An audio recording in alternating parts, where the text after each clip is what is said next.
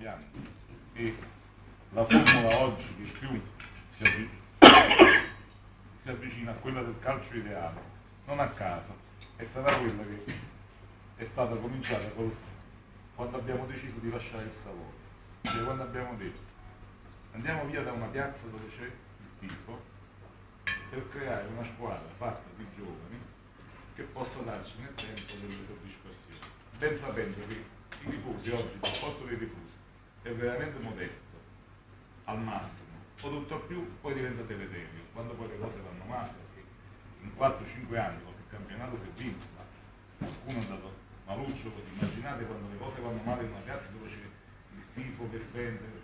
Oggi anche le piazze più forti, più importanti col pubblico, hanno un pubblico modesto. È bastato che il Napoli riprendesse un poco a vincere il campionato, che voi vedete gli stadi delle altre categorie deserti. Ma facciamo il fatto di Alzano, che oggi mi sono visto che mi hanno detto che stava ad Alzano. Ad Alzano ho letto un'intervista di qualche tempo fa del presidente, al primo posto in Serie B ha staccato 87 biglietti al campo, magari in eccellenza, tu hai giocato ad Alzano. Facevano 4, 500, 100 spettatori. Questo vuol dire che il calcio è cambiato.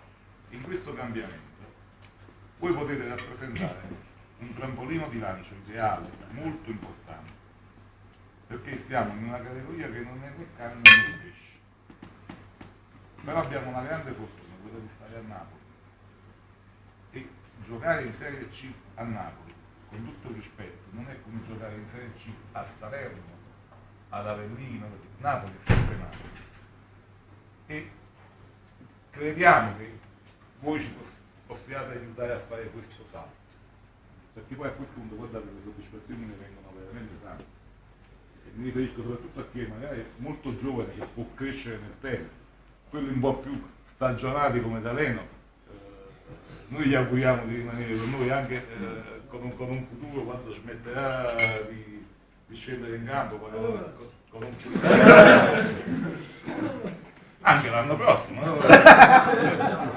Savino ha sempre detto con grande umiltà, ha detto il giorno in cui io non ce la faccio più a scendere in campo, sono io che vengo da voi e vi dico non ce la faccio.